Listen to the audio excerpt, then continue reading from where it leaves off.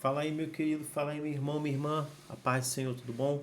Mais um vídeo aqui do canal DNA Beriano. Vamos fazer uma oração. Senhor eterno, Deus maravilhoso, nesse momento, no nome de Jesus Cristo, teu Filho amado, que diante da tua palavra, nós estamos aqui para aprender, para conhecermos mais de ti. E eu peço a ti que visita cada vida, que fala a cada coração, no nome de Jesus, que eu entrego tudo e te agradeço, no nome de Jesus. Amém. Vamos lá, irmãos. O tema desse estudo de hoje é confusão na sinagoga, Jesus igual a Deus. Confusão na sinagoga, Jesus igual a Deus. Vamos lá para o Evangelho segundo escreveu João, capítulo de número 9. Vamos ler alguns versículos. O primeiro versículo diz assim: caminhando Jesus viu um homem cego de nascença. E os seus discípulos perguntaram: Mestre, quem pecou, este ou seus pais, para que nascesse cego? Jesus respondeu: nem ele pecou, nem seus pais, mas foi para que se manifestasse nele as obras de Deus. Versículo 5, eu vou pular aqui para ganhar tempo. Enquanto estou no mundo, sou a luz do mundo. Dito isso, cuspiu na terra e, tendo feito lodo com a saliva, aplicou aos olhos do cego, dizendo-lhe: vai, lava-te no tanque de Siloé, e quer dizer enviado. Ele foi, lavou-se e voltou vendo. Então os vizinhos e os estudantes o conheciam de vista como um mendigo. Perguntaram: não é esse o que está assentado pedindo esmolas? Uns diziam: é ele, e outros: não, mas se parece com ele. Ele mesmo, porém, dizia: sou eu. Perguntaram-lhe, pois, como te foram abertos os olhos? Diz assim: o homem chamado Jesus fez lodo, untou-me os olhos e disse-me: vai ao tanque de Siloé e lava-te.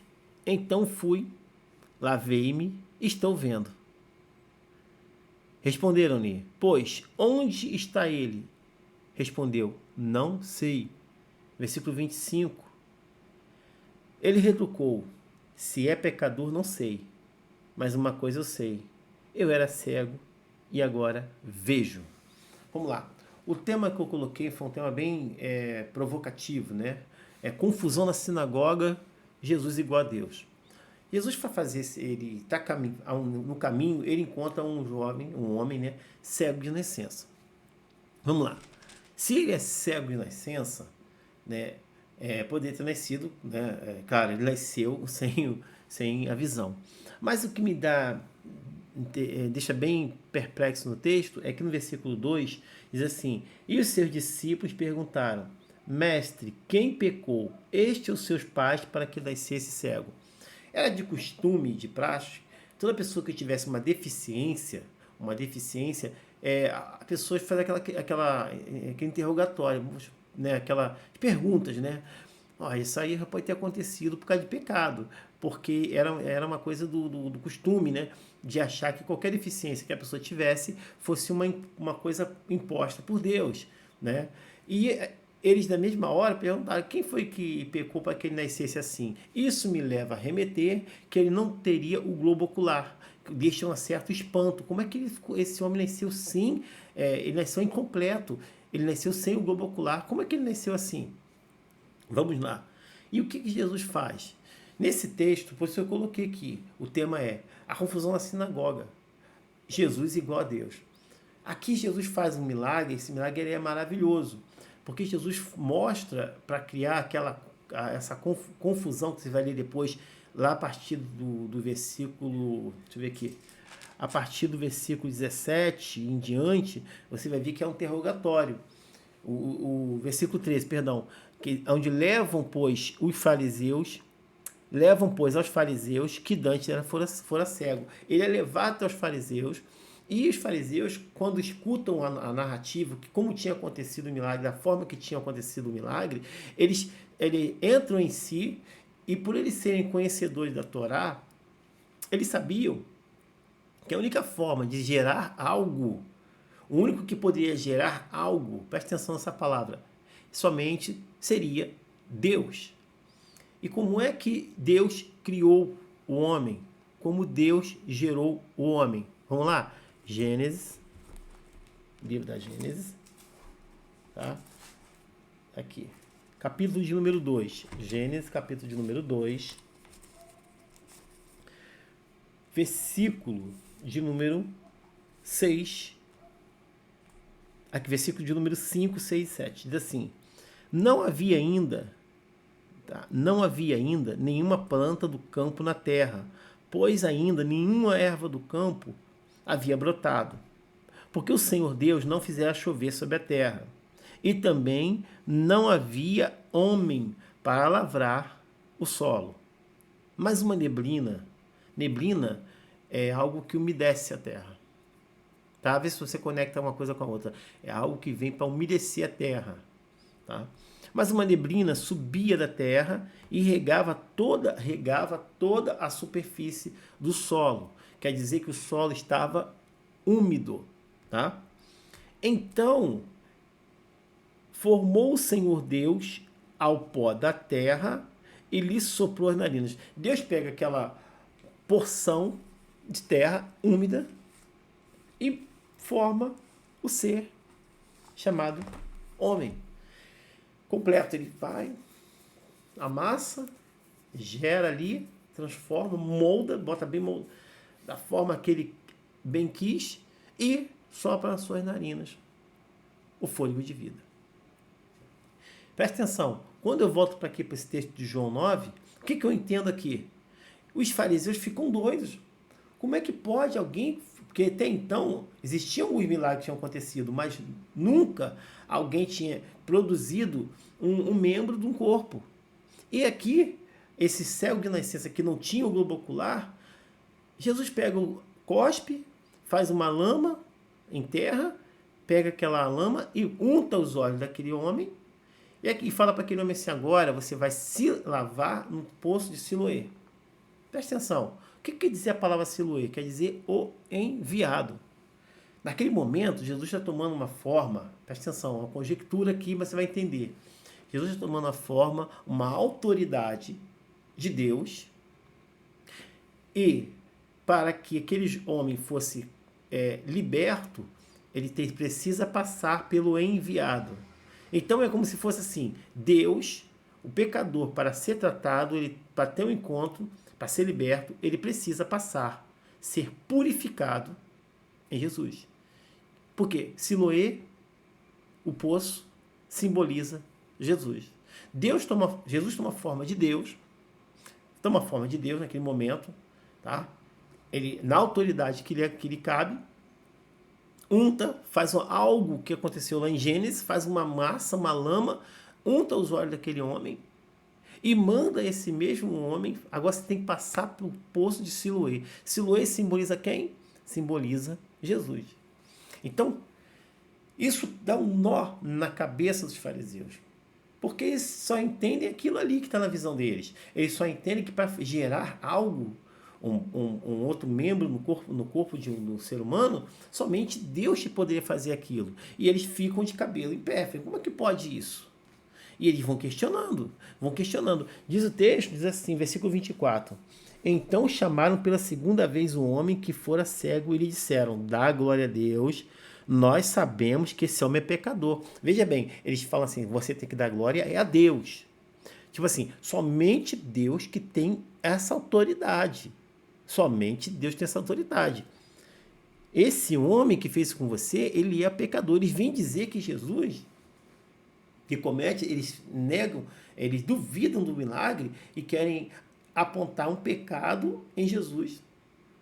Porque ele é pecador. Não, você tem que dar glória a Deus. Aí o homem, sabiamente, esse homem que foi curado, que foi tratado dessa forma, ele diz: olha, de uma coisa, retrucou ele, se é pecador, não sei, mas uma coisa sei, eu era cego, e agora eu vejo. Lá na frente, esse homem tem um outro embate, ele vai continuar tendo, ele não vai, uma coisa que eu acho interessante é que ele não nega o milagre, ele não abaixa a cabeça, como ao contrário dos pais que foram chamados, os pais desse homem foram chamados para poder confirmar se era filho deles, o que tinha acontecido, e eles ficam na berlinda, porque estavam apegados ao tradicionalismo, eles não queriam ser expulsos da sinagoga, e eles rejeitam, não, ó. Aí vocês têm que perguntar para eles. Os pais lavam, como diz assim a palavra, lavam as mãos e falam assim: vocês estão vendo que ele é adulto? Pergunta para ele. Ele é adulto e vai responder. Mas por quê? Os pais não estavam, no momento, não estavam nem querendo aceitar a condição, porque eles estavam presos ao status de estar na sinagoga. Ele fala assim: não, vou ler para você, versículo 22. Isso disseram seus pais, porque estavam com medo dos judeus, pois estes já haviam assentado que, se alguém confessasse ser Jesus Cristo, fosse expulso da sinagoga. Já tinha um burburinho, ó. Se falar que foi Jesus que fez isso, vai ser expulso da sinagoga. E eles não querem, lavam as mãos sobre a situação. E vou terminar dizendo assim, aqui, versículo 30. Respondeu-lhes um homem: nisto é de estranhar que vós não saibais de onde ele é, e contudo me abriu os olhos. Sabemos que Deus não atende a pecadores, mas pelo contrário, se alguém teme a Deus e pratica a sua vontade, a este atende. Olha o que acontece aqui. O homem que acabou de ser curado, que acabou de ser transformado, já começa a pregar o evangelho. É a mesma coisa que acontece conosco. Nós criamos a confusão na sinagoga de hoje, que tá do tema que eu dei para você, é a confusão que nós criamos no mundo. O mundo começa a questionar, fala assim, mas como é que pode?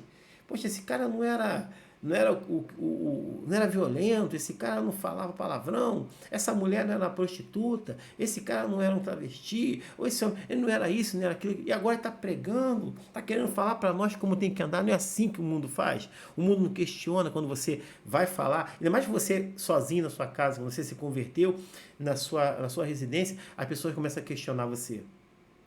Não é isso? E não querem nem ouvir a sua palavra. Por quê? Porque eles não aceitam, eles não conseguem entender que você foi transformado. Mas, irmão, continue firme no propósito que Deus te chamou. Não se intimide com as acusações do diabo. Tem muita gente tentando levantar a plaquetinha assim, eu já sabia que ele ia largar o evangelho. Eu sabia que ele não ia durar muito tempo. Mas, irmão, seja convicto, Deus te chamou para essa obra. E ele te curou, te tratou, houve um contato íntimo de Deus. Quando? Por isso que a Bíblia fala que aquele que está em Cristo é uma nova criatura. Sabe o que quer dizer isso? Aquele homem velho, aquele homem mau, perverso, aquele ser deplorável, já está sepultado. Hoje você é uma nova criatura. Se nós revivemos, renascemos em Cristo Jesus para pregarmos o seu evangelho, a sua palavra e vivemos uma nova vida. Tá? E você termina aqui, mesmo sendo expulso da sinagoga, quando ele é expulso da sinagoga, porque ele continua afirmando, continua pregando, eles ainda vão questionar. Você está pregando para a gente? Que negócio é esse? Nós sabemos mais que você, rapaz. Eles acham que era ousadia demais aquele jovem estar pregando daquela forma, falando daquele jeito. E o texto vai dizer que ele é expulso da sinagoga. Mas só que acontece, a Bíblia fala que quando nós somos inimigos, amigos do mundo, nós nos tornamos, quando somos amigos do mundo, tornamos inimigos de Deus. Nós temos que nos tornar amigos de Deus. Pode falar o que falar, não tenha medo. Se posicione. O milagre que Deus fez na tua vida é para você ganhar almas. E quantas almas foram ganhas, se encontraram com Cristo, vieram para o Evangelho naquele momento por causa desse testemunho. Você vai ver que quando Jesus falou que isso aqui está acontecendo, é para que venha se manifestar a obra de Deus. Você é um milagre vivo, não esqueça disso. Deus continue te abençoando, fale melhor teu rico coração. Se você gostou do vídeo, se essa palavra te edificou, se você aprendeu algo, se você tem alguma crítica, tá? Dê seu like, gostei ou não gostei, coloque o seu comentário, tá? Que é importante também para o canal. E se inscreva no canal. Todos os dias vou estar trazendo algo da parte de Deus para você, para a minha vida também, porque quando a palavra, antes de sair daqui e chegar até você, me cortou todinha aqui. Então, é questão de você entender o que Deus quer fazer na tua vida. Deus te abençoe, fale melhor teu rico coração e entenda bem, teve confusão na sinagoga, Jesus igual a Deus.